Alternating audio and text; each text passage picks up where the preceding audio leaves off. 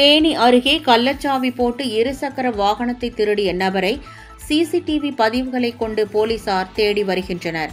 தேனி மாவட்டம் சின்னமனூரில் உள்ள தனியார் விடுதியில் நீச்சல் பயிற்சியாளராக பணியாற்றி வருபவர் ராஜா. இவர் நேற்று முன்தினம் இரவு வழக்கம் போல் தனது இருசக்கர வாகனத்தை விடுதியில் முன்பு நிறுத்திவிட்டு பணிக்கு சென்றுள்ளார்.